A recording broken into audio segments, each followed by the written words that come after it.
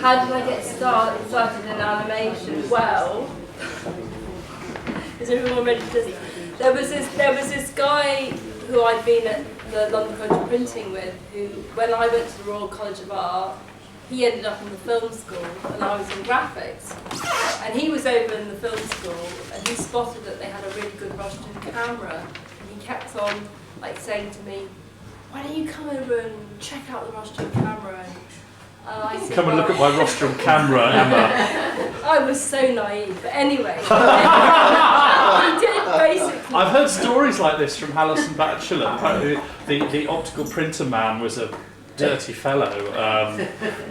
But anyway, basically he kept on about the Russian camera, and then, because that was in my head that you could do animation at the film school, when Bob Godfrey and Dick Taylor came in to do this little animation workshop, I was quite, I thought, oh yeah, that is a good idea. So I went for this animation workshop that Bob was running, and there were about 30 of us all together, that kind of illustration students, graphic students, and we all kind of worked on some ideas. Then Bob and Dick went away, and they left it up to the graphic design tutor to see everyone's work. And she was just a really miserable, don't know what she was really miserable. She went around everyone's work and she said, oh no, you can't possibly do that animation, that's far too complicated, make it more simple. She was very, very negative about everyone's work. After about 4 weeks, everyone had dropped, they all dropped out, and it was only me left doing it. And she kept saying, oh, you can't draw, you're rubbish at drawing, why don't you do a different idea? Didn't like my idea at all. So I just disappeared, I just left the Royal College. I went up north, stayed with a friend, and my friend said, don't listen to that stupid teacher, just get on with it. What you're doing is really good, just go back and work on it. So I got back, and when I got back to the studio at the Royal College, the whole of my table was covered in notes from Bob Godfrey. And they were Bob Godfrey drawing my character. It was my character, but had Bob's beard on it. It was where are you? I'm desperate. They won't pay me. I've got no one to teach. All over my desk. Shit, I've just got to get on with this film.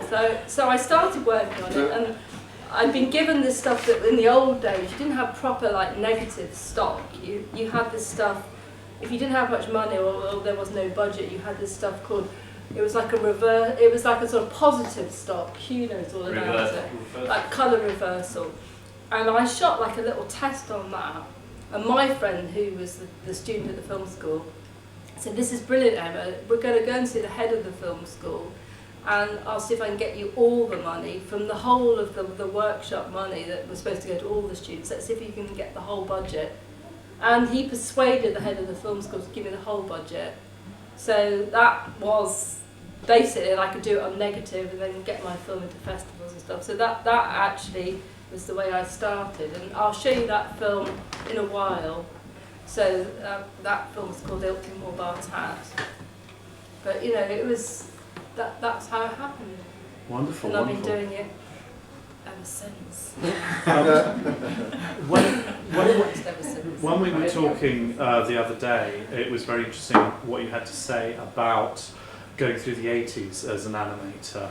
And the reason I mention it is because for young animators today, it's very, very difficult because it's very difficult to sell your work to television.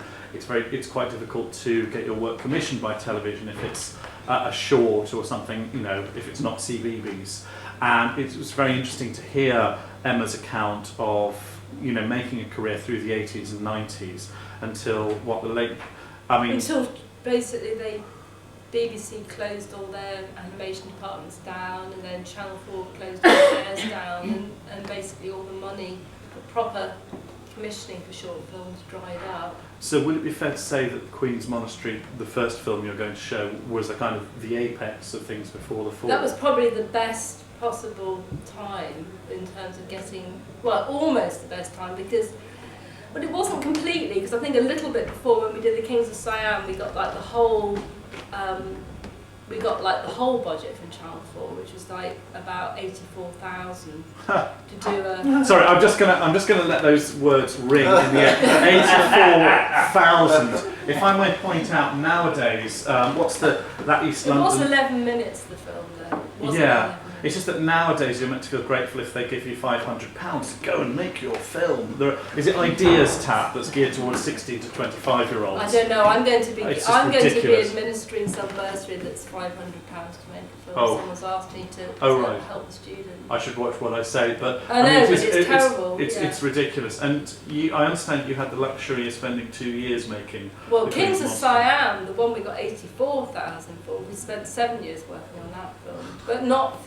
We didn't. We spent about 2 years with the full budget, and we spent about, I suppose, 4 years previously we spent with no money, or a small amount of money, like a grant, like a £2,000 grant or something, and then we had to do other commercial work as well.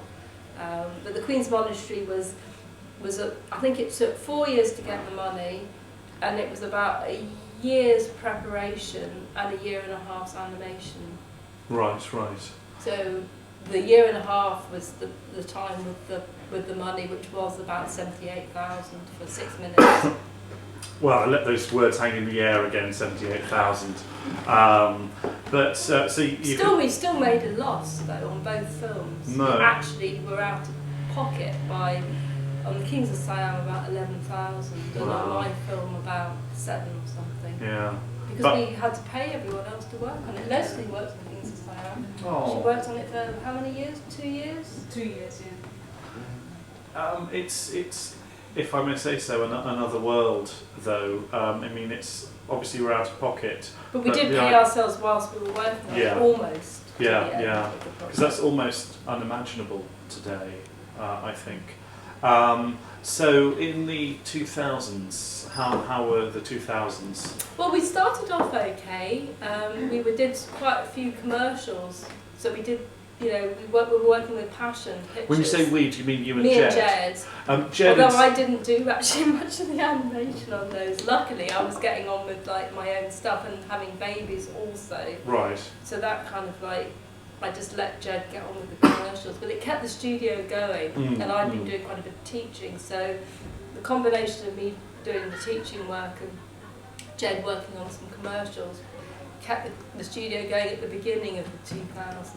If you're in touch with Jed, I'd love it if you could pass on an invitation to say No, that I'm he's sure always he'd love welcome to to come and come, show yeah. work here. It's certainly, you may have met Jed. He came along to Vivian Hallis's event and she was talking about her father John Hallis, and he actually told a story about how he looked after John Hallis shortly before he died. Hello. So as the 2000s moved on, did you sort of increasingly shift to digital? How did it work? Well, we wanted to do this series, and we started getting involved, and we thought we'd better get a computer, and someone gave us like some supposedly free licenses to use some software. It was what's turned out, Toon Boom, or what's it called now? They have this thing called US Animation. It's like Animo. Has anyone heard of Animo? And it's like, well, we got a grant to buy some computer equipment, and then we got this software free, and we made a pilot for the series that we wanted to do, and we got money from media and stuff like that. But we actually never got the money for that pilot, which is a bit of a shame. But we sort of invested in this computer equipment. Does that mean that suddenly, rather than drawing and painting on paper, you're moving into actually drawing with a stylus? We scanned in all the drawings at that point, and then they were converted to a vectorized line, a bit like Flash lines, which was the same principle, but it was prior to Flash. They were just developing Flash. Oh, I see. Time. Okay. So we coloured it all in on the computer. Right. Because Bunny, you had a sort of a move from, conventional hand-drawn to, on paper to Flash. So it was kind of interesting to compare the work you did. Did you find it a jolt? I only really did one film on Flash. That was the music video. Yes. Which I really liked. Yeah. But I haven't used it since. Oh right. Oh okay. So that's a useless anecdote, isn't it? I'd like to, but I just sort of hasn't been the right thing. Oh, really. okay. I don't know. Okay. Yeah, I okay. mean, I've used more sort of After Effects and that Oh, sort of right, thing, right. combinations Oh, of okay. things. Oh, well, I've just more walked than up a Flash, cul-de-sac.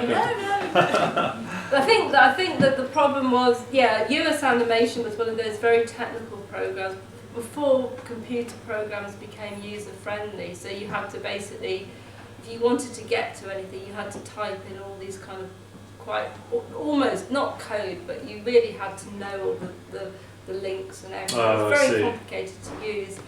And it was around about that time where I started sort of getting more into doing some sort of just writing and just doing some one-off things. And I started doing these stickers. Because I had a small child and I hadn't been very well for a while, I just couldn't really, I just didn't really have enough space in my brain to make films at that particular time. Plus there was no money. And Jed was carrying on doing commercial work, which kept the studio going, thankfully. And I just started doing these stickers, which was just like, it seemed like a weird thing to do, like someone, you know, quite grown up. But I just one day on the way to the studio, I thought, stickers. I can't make films, but I can do stickers, and then I can like stick them up, and people will see them, and it will be just a way of getting my work out there. So I just did some, and then did a few more. Started sticking them up around London, photographing them, and then one day I thought, oh, maybe I could make them into some books. So I made them into these long, thin books, which I've got an example somewhere in my bag, which I can show you at the end. And then that led to me selling them to like Tate Modern. And then me and Jed decided, I think it was 2005, that we couldn't afford our massive studio in the East End anymore. Because it was just, we just couldn't, you know, we weren't really getting on that well, although we're still really good friends, but it was, we'd worked together for so long, we thought we'd be better splitting off and going in our own directions. So I decided to work from home, and I bought a place which we could kind of convert into out studios, which was quite good. So I decided to work there, and just around that time someone asked me to do a book for them, and that just meant that through sort of doing some sort of mock-ups and some illustrations, we managed to get an agent. And because we got an agent, we managed to get that book published. And because I had an agent, I was able to show her the stickers, which then led to getting another book published.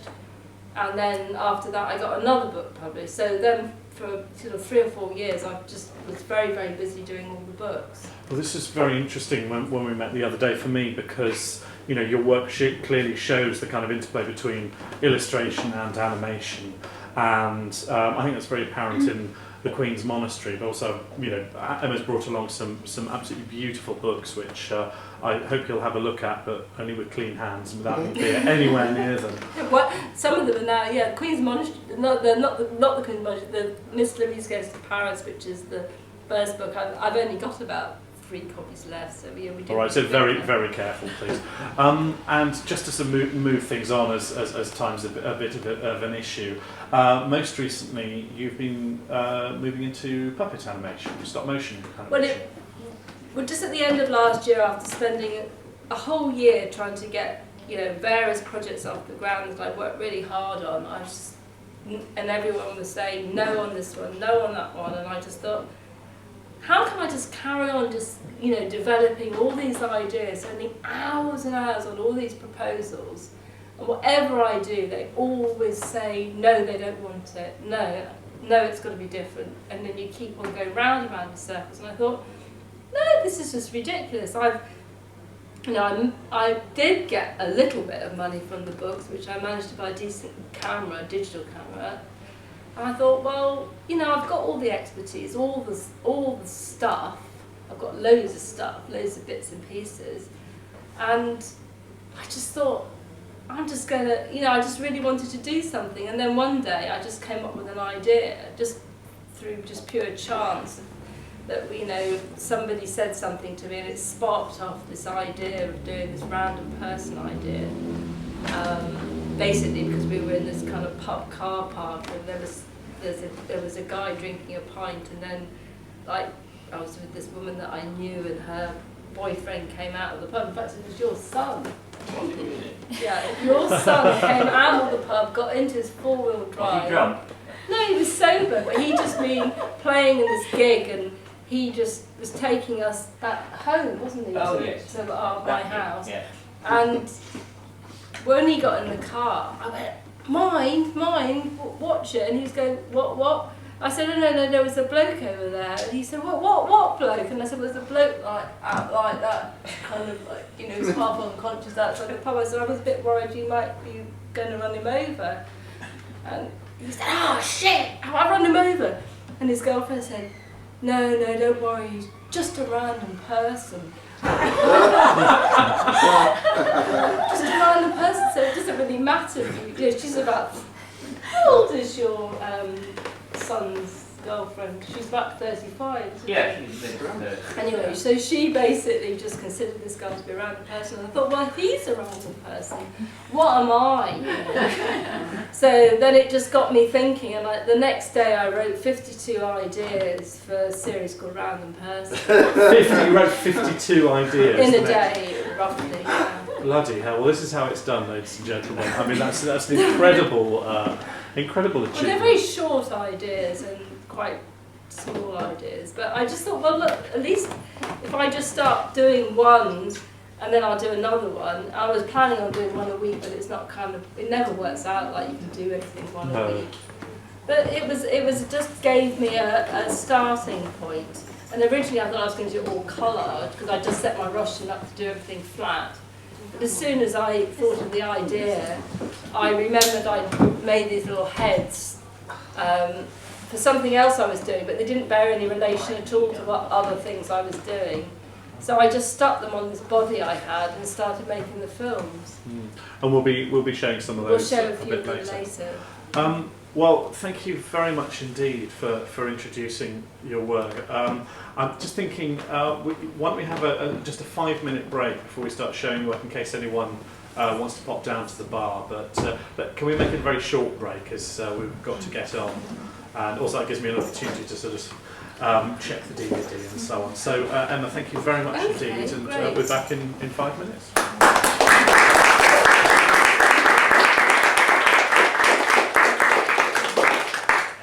And thank you also very much to John for filming this.